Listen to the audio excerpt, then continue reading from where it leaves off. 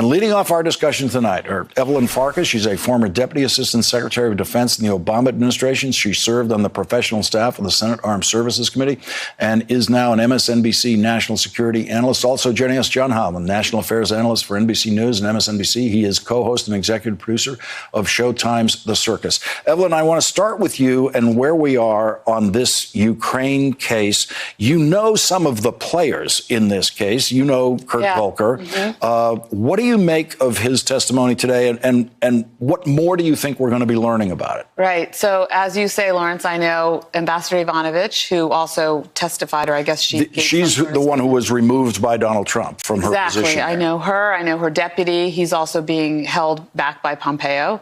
And I know Kurt Volker. And I happen to know from a source close to the investigation a bit of what happened today and a bit of the context, I guess. You know, again, this is secondhand, at least. But essentially, it seems that what Volker was trying to do, and I've known him for a long time, so I'm giving him a lot of benefit of the doubt, was to try to maneuver the situation so that he can get President Trump to meet with President Zelensky, the new Ukrainian president. He thought that Giuliani was feeding a bunch of garbage that he had heard from some Ukrainians, and one Ukrainian in particular, to President Trump, and that he needed to just get the truth from Zelensky.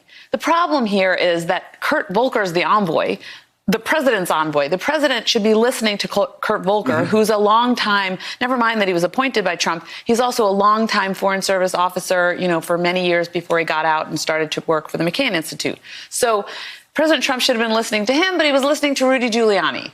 And so Kurt's trying to maneuver it so that he can inoculate Trump and maybe convince Giuliani somewhere along the way that there's no problem with Ukraine under this new president and maybe steer him away from the investigation. Now, I can't speak to what Kurt knew, what these guys knew. Clearly, the new acting ambassador, Bill Taylor, relatively new. We'll see how long he lasts. I know him as well. You know, he was also pointing out to them what they were doing and they shouldn't be doing it. The document that the New York Times has is a draft. And apparently both Kurt and the Ukrainian go-between, the same guy that Giuliani met with. This is the statement they wanted the president of Ukraine to make. Exactly. They have a draft of that. They agreed to drop it because the Ukrainians would not mention, the Ukrainians got nervous. They didn't want to mention Biden. I don't even know if they wanted to mention Burisma, the oil company. And ultimately, both Kurt and the Ukrainian decided, let's drop this.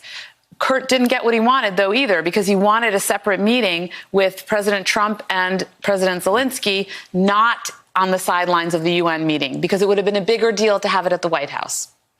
John Heilemann,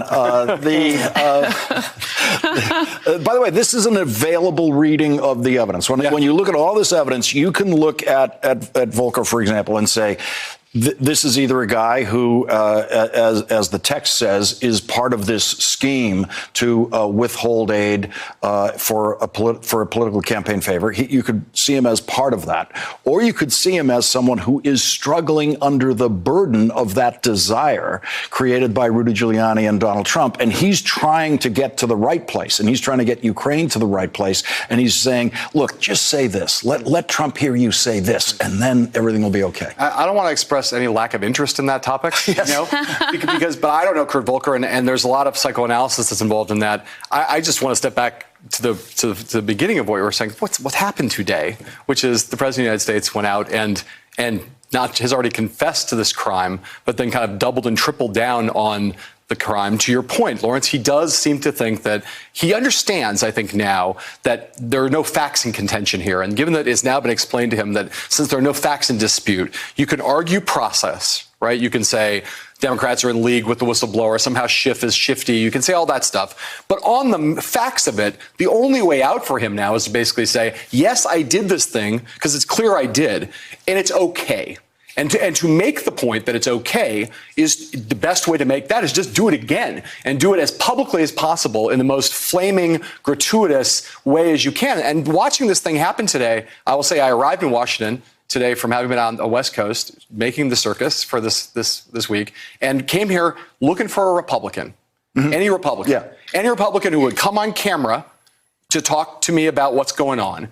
It's maybe the worst day in the history of my life trying to book a Republican in Washington to talk about Donald Trump, because there's no one who wants to get within a mile of a camera on this day. That's how bad this day was for Donald Trump, that even his most stalwart defenders are like, no, thank you. I don't really want to get near the camera. That's how bad what happened this morning was for Trump in terms of just the way the politics of it are shaping up. Thank you for refocusing us on the smoking guns, because when you have smoking guns, why talk about anything else? Well, I just, they're sitting there on the table smoking. I have a hard time ignoring them. We got to get this smoke going. Yeah. So Evelyn, I think what we're seeing in the president's behavior today is one of the failures of the Mueller report. And I want to make a distinction here between the Mueller investigation, which was comprehensive and professional and discovered all sorts of things we needed to know, and then the delivery of the Mueller report, because it's in the Mueller report where they have the passage about the president saying, Russia, if you're listening. And the Mueller report basically lets him off the hook in that scene at the end of those paragraphs. And Donald Trump, he didn't read it, of course, but he was briefed on it. He said, hey, you got away with the Russia, are you listening? The Mueller report thing, they were afraid to touch you on that. As soon as he learned that, I think that's what gave him his inspiration for going out there today and doing it again, because what the Mueller report said was there was something in that public moment of Russia, are you listening, that indicated that Donald Trump didn't really know what he was doing. In other words, there was something that smells like innocence in Donald Trump's mind in that passage of the Mueller report. Yeah, I think you're right, Lawrence. I think that he thinks he can get away with somehow being innocent or crazy. I mean, I don't know what his defense will be ultimately. And unfortunately, a lot of his defenders, they don't understand the law. So I was on a radio show and I had somebody ask me, but what's wrong with asking this question? And I answered to the guy, I said, listen, if your Uncle Frank, if President Trump was calling and saying, did Uncle Frank do something bad in Ukraine?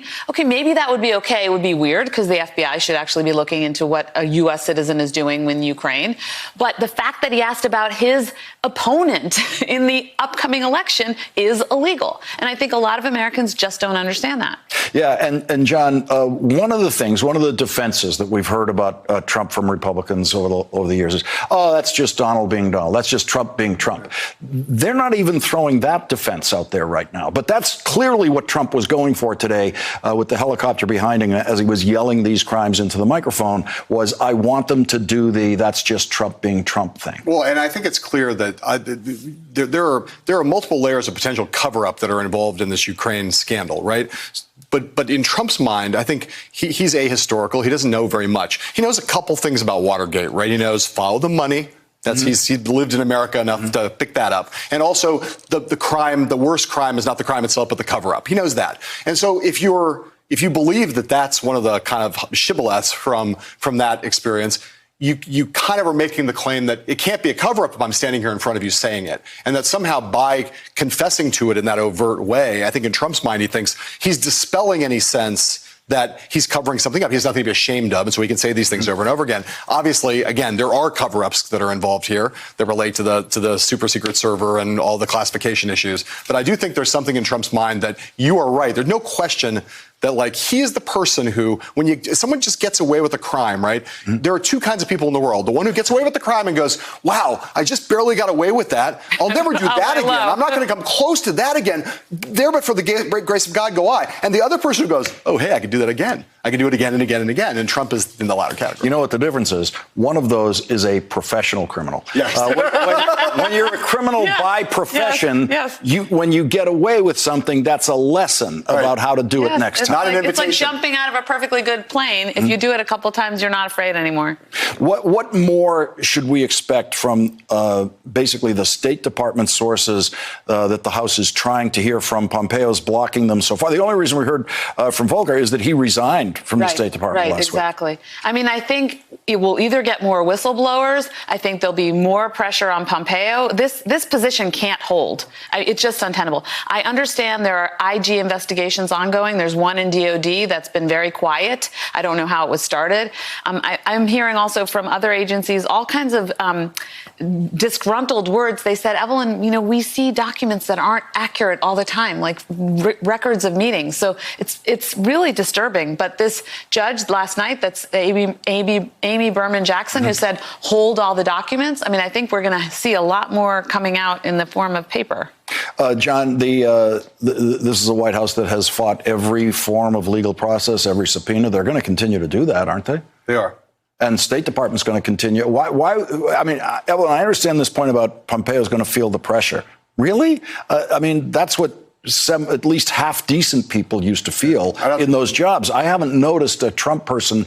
Wilbur Ross doesn't feel the pressure about the scandals in his department. I don't think they feel any pressure. I think what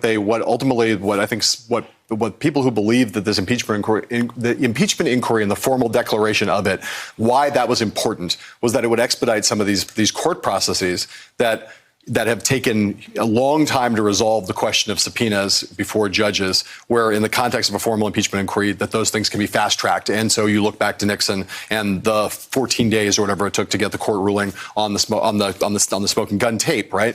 I think that the only pressure they will feel is not a pressure, not moral pressure, right, political pressure, but if there is a genuine expediting of legal processes that bring that kind of pressure to bear, that could change their calculus to some extent. Which brings up the whole contempt of Congress thing. That's what I meant by eventually see that pressure. Yeah. Evelyn Farkas, John Heilemann, thank you both very much for starting us off tonight. Thanks for checking out our YouTube channel. Subscribe by clicking on the button below for more from The Last Word and the rest of MSNBC.